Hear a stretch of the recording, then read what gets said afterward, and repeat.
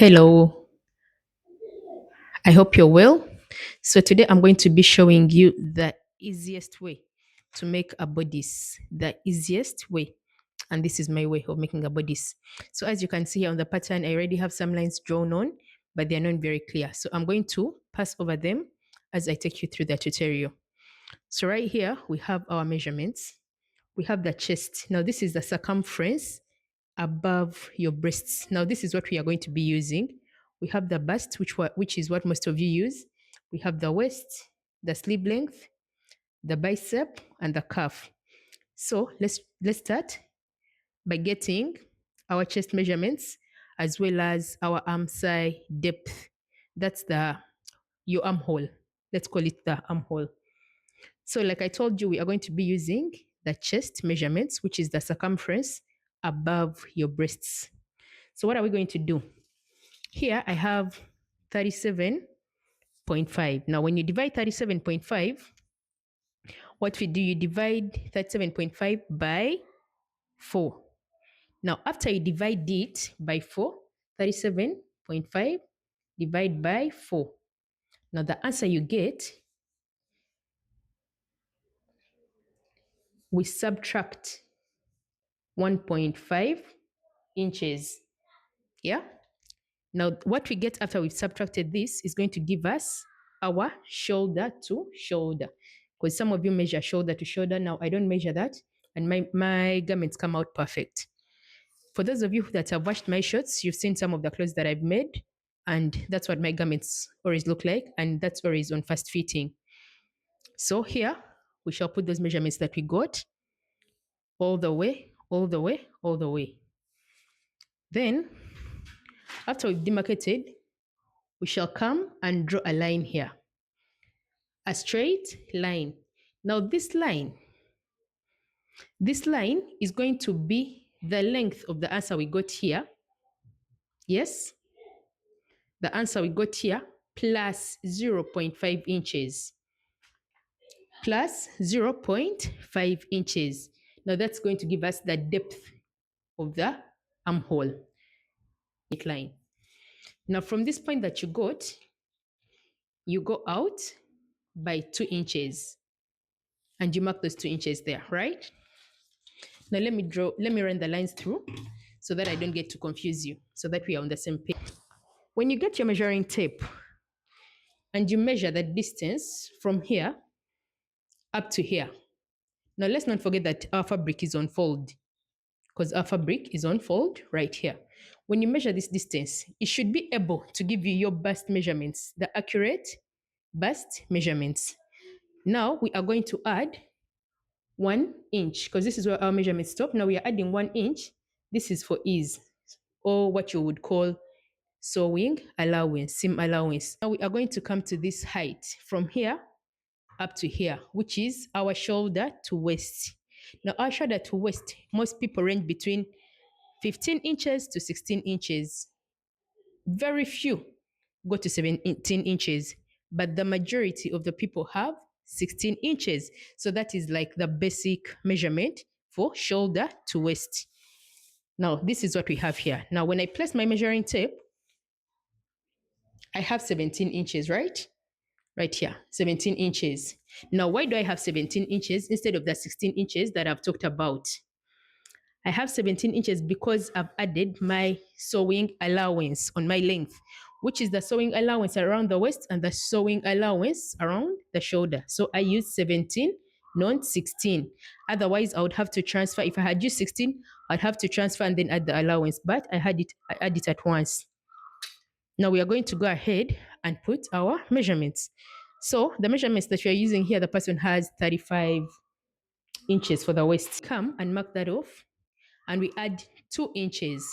These 2 inches are your dirt allowance. In one video that I had earlier on, I mentioned that I used 2 inches for the dirt to give out a better shape. So this is why we add the 2 inches, which is this. And then I'll come again and add the 1 inch, which is the sewing allowance, like we did up here, right? So now here we are going to determine where our dart sits, because we've already added the dart allowance. Now we are going to determine where our dart sits. Now, when you realize here, my tape is coming from where the dot, I added the 2 inches for the dots, not the sewing allowance. So I'm going to fold this, right? And we get the center. This is our center. So this determines the center of our dot. Now I go up.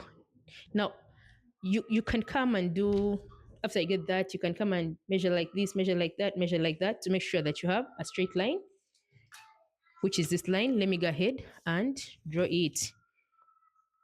Now for my dot depth, depending on someone's shape, but I usually use between 6 to 7 inches, and it always comes out perfectly. For today, I'm using 6 inches.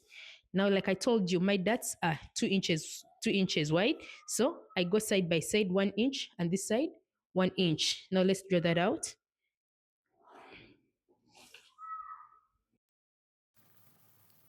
Now let's draw our side line. Now when you look at this line, it looks like it's a straight line, but that's because we added 2 inches around the waist for the dot. Yep. Now let's curve in our armhole. You can use a French curve or freehand. I always use freehand. I find it easier. Remember, we marked off the 2 inches side by side. That help us to guide us when we are drawing in the curve, the outside curve. Now let's move on to the dots, but we shall come back to the dots. So here we are going to make our shoulder and measure out our neck.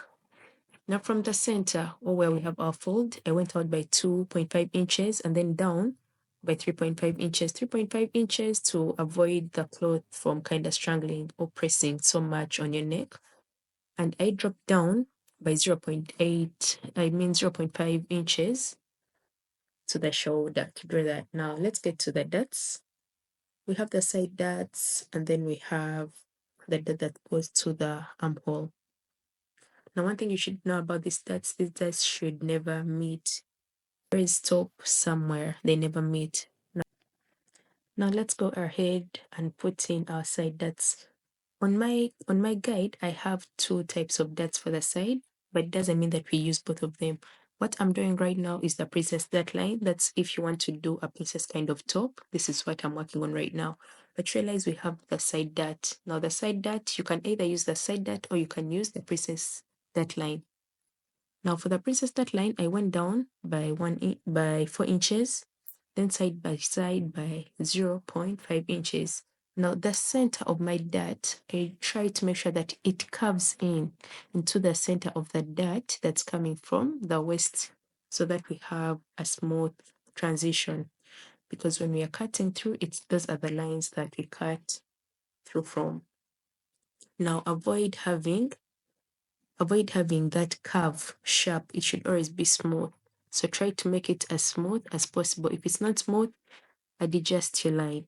Now, when you look at my side piece, the side front, up at the armhole, I extended the line out. I extended the line out so that when it's time for sewing, the pieces sit together. If you do not extend that line right there, the side piece will be shorter than the center piece. So you blend that out back into the armhole.